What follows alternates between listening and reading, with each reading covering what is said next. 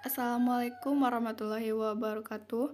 Perkenalkan, nama saya Alika Salsabila, NPM 5021209, mata kuliah telah kurikulum, dosen pengampu Tio Gusti Satria Magister Pendidikan.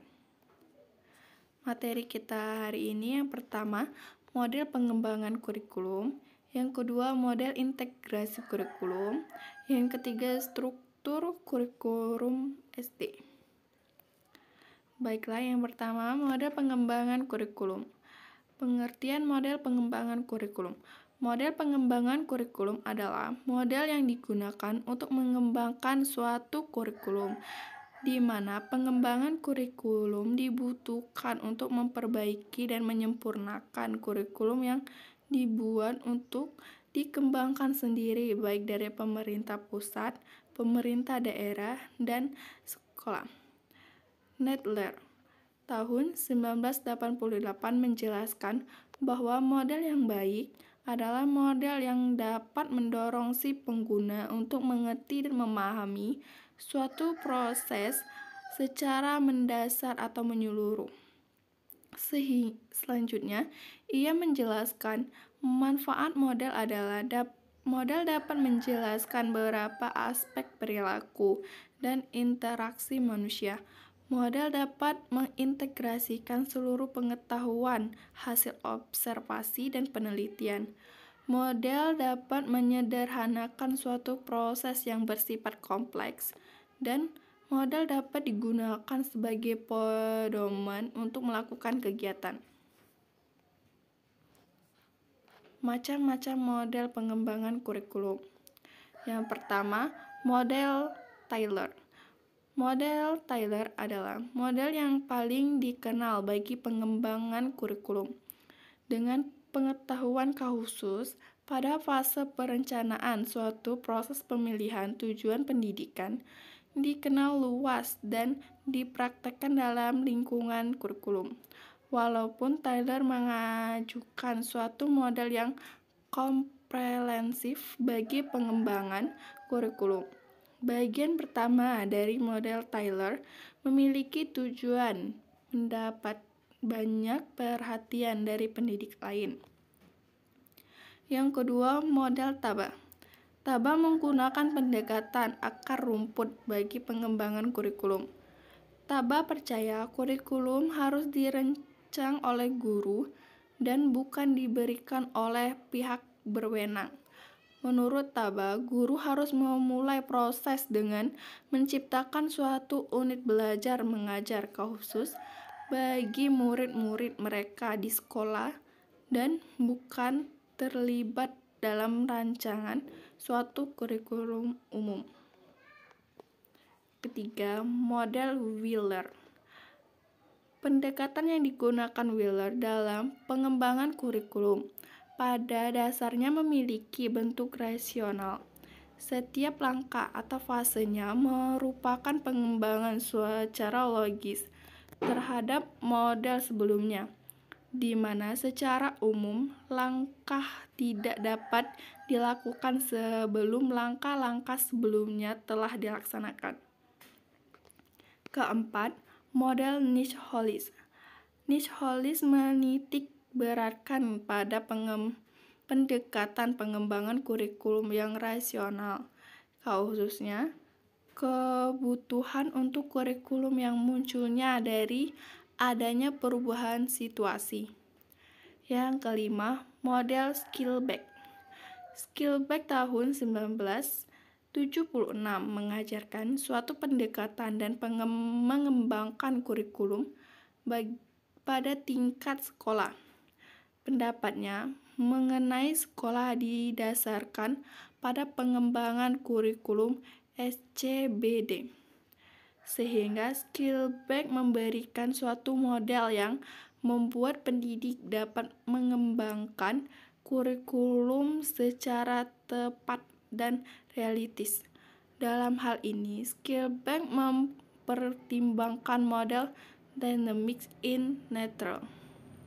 Yang keenam, model Saylor. Model ini menunjukkan bahwa perencanaan kurikulum mulai dengan menentukan atau menetapkan tujuan sasaran pendidikan yang khusus dan utama yang akan mereka capai. Yang kedua, model integrasi kurikulum. Integrasi kelembagaan. Integrasi kelembagaan di sini dimaksudkan bahwa sekolah diharuskan memiliki asrama yang keberadaannya berfungsi untuk menunjang kesuksesan pelaksanaan kurikulum dan pengembangannya. Integrasi kurikulum dan pembelajaran.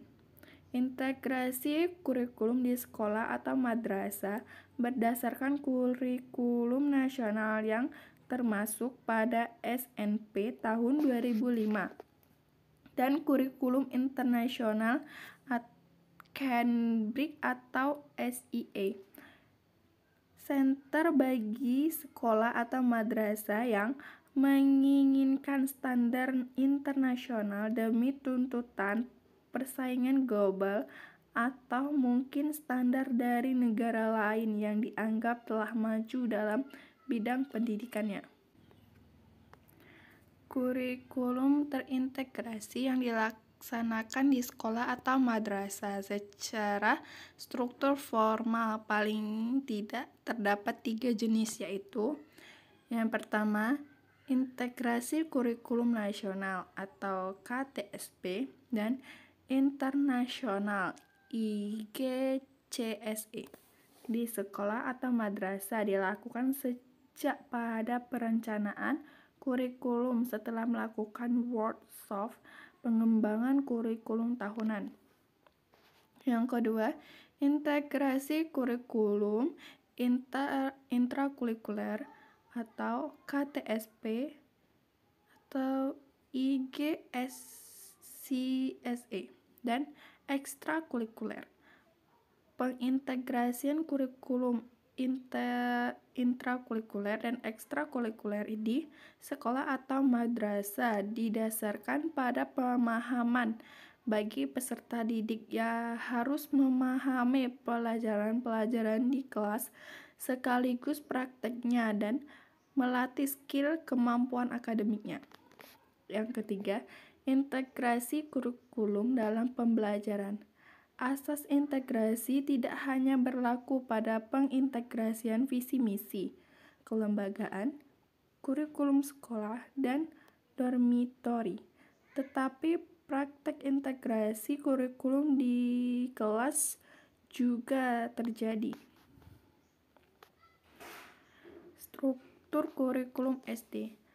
Pada gambar di samping, mata pelajaran kelompok A merupakan kelompok mata pelajaran yang muatan dan acuannya dikembangkan oleh pusat. Mata pelajaran kelompok B merupakan mata pelajaran kelompok mata pelajaran yang muatan dan acuannya dikembangkan oleh pusat dan dapat dilengkapi dengan muatan atau konten lokal. Mata pelajaran kelompok B dapat berupa mata pelajaran muatan lokal yang berdiri sendiri. Muatan lokal dapat memuat bahasa daerah. 1 jam pelajaran beban pelajaran tatap muka adalah 35 menit. Beban belajar penguasaan terstruktur dalam kegiatan mandiri minimal 40% dari waktu kegiatan tatap muka mata pelajaran yang bersangkutan. Selanjutnya, satuan pendidikan depan menambah beban belajar per minggu sesuai dengan kebutuhan belajar peserta didik dan atau kebutuhan akademik, sosial, budaya, dan faktor lain yang dianggap penting. Untuk mata pelajaran seni budaya dan prakarya, satuan pendidikan wajib menyelenggarakan minimal 2 aspek dari 4 aspek yang dilaksanakan. Peserta didik mengikuti salah satu aspek yang disediakan untuk setiap semester. Aspek yang diikuti dapat diganti setiap semesternya. Khusus untuk struktur kurikulum madrasah,